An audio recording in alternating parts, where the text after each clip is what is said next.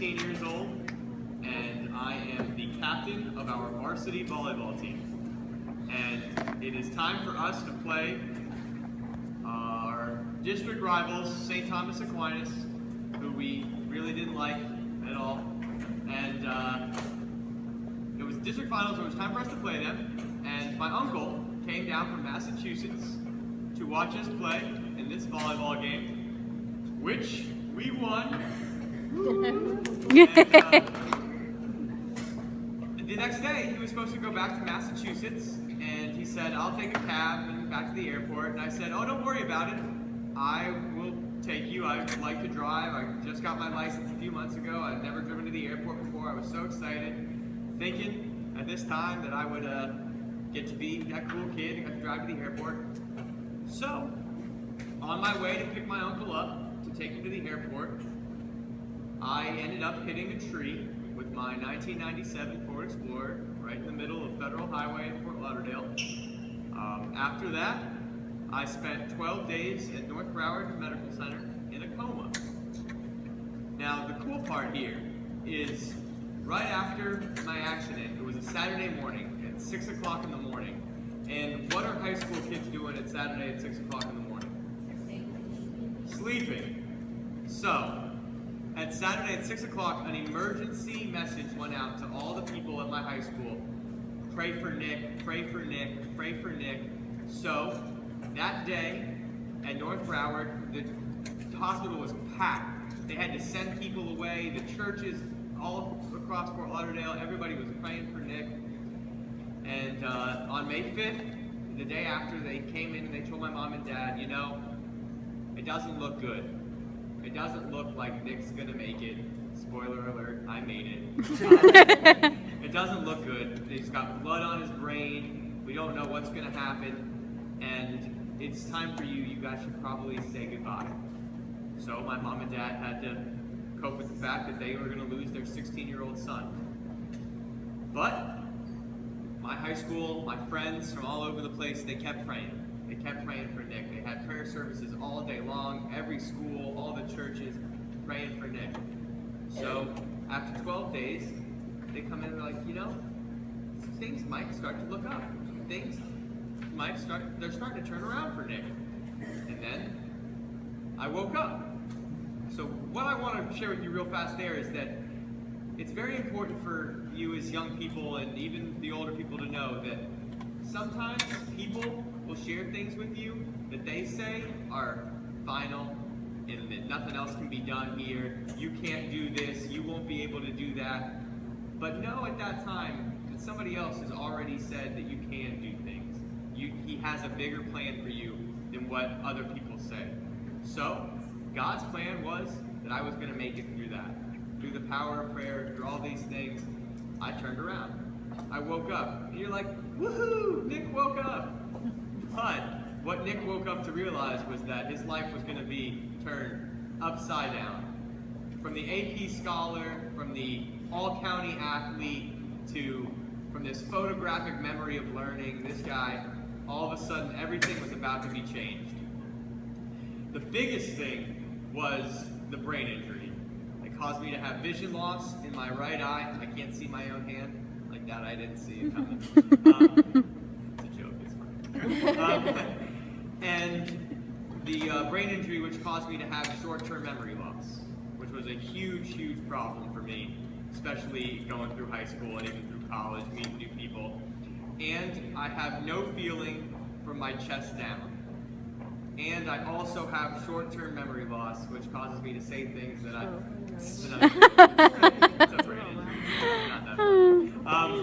They're like, wait, is he kidding?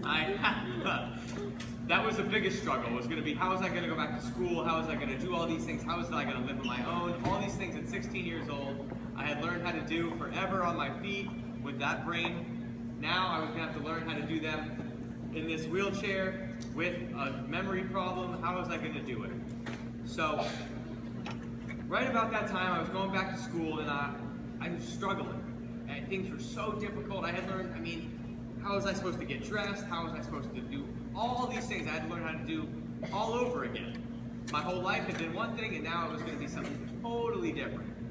And around that time, I went through a real struggle. I got really, really depressed. And a few times I thought about maybe there wasn't anything left for me to live for. What could I do now? And I thought about it a few times, and then somehow I came back to God. And I came back to God over and over again and asked, God, what are we going to do now? What are we going to do now? No, I'm sorry. First I asked God, how could you do this to me? How could you let this happen? God, I'm so mad at you. God, I can't believe you did this to me. And that's when I really got in touch with the Lord and found my faith, was when I really realized that it's not important, it's really important how you pray. How we pray is very important.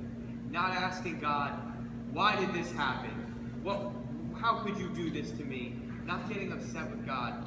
But the place that my life really turned around, and I was able to see and focus on the future, was, God, what's next? Okay, God, I'm in a wheelchair.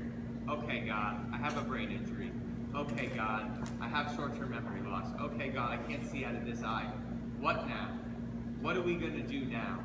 And once I put everything in God's hands, oh my Lord, the doors just turned around and everything seemed to be working out for Nick.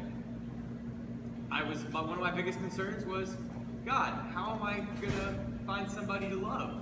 Who could love a man in a wheelchair? Well, she can. The pretty one over there. So I was praying. I was like, God, just give me somebody that I can spend some time with, somebody I can be close with, a sort of partner in life.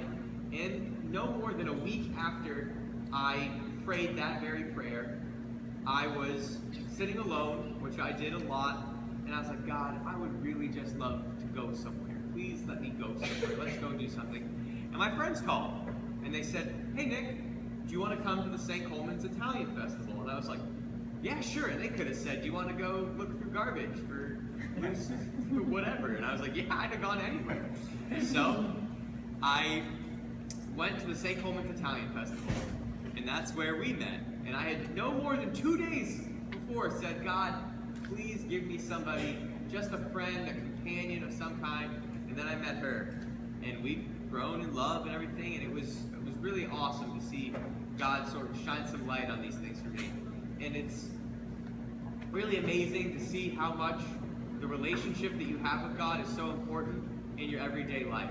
And the friendship that you have. It's more than just God's up there, we're down here. No, God lives inside of us. And that's what I realize is so important, is utilizing God as the Father and as our friend. Not just a divine being, but as somebody who really does care about us and really does love us. And the shift in my relationship with God after my accident is something that I'm so grateful for. And that's why I do these events like this, is to share these things with you about not taking life for granted, being thankful for everything, and taking that sort of perspective of, I can do this. Once I stopped looking at, I can't walk, I can't remember, I can't see, I can't drive, I can't run, I can't, and focused on, I can play wheelchair tennis and I'm really good at it. I can go to college. I can get married. I can. My life was just transformed. Especially when I started putting we cans into things. God and I, through all things are possible, through Christ who strengthens me. Oh boy, what a hit that verse was. I was like, amen, talk to me, Jesus, because that was just something that has helped me through everything. Doctors said no, God and I have said yes. And you'll have times in your life where people will tell you that you can't do things. But just know that through all things, Christ can do anything. And pretty much did a good job. After we won the district championship volleyball game 2 weeks before my accident, time frames, not important. It was really close. And they interviewed me right after we had just beat St. Thomas. And it was really good to say that. They interviewed me right after for the newspaper, and they said, Nick, what do you attribute this victory to? And I don't know where it came from. I think it was God. I said it was just our inability to surrender. And little did I know that 2 weeks later, it was going to be my inability to surrender that was going to keep me alive. And to this day, amen, it's still my inability to surrender that keeps me pushing forward. And it's something that should be in all of us, to keep all of us pushing forward and to know that we don't have to surrender because we have a God who loves us and will provide for us when we need Him most. And I love you all, and I would like to open it up for questions now.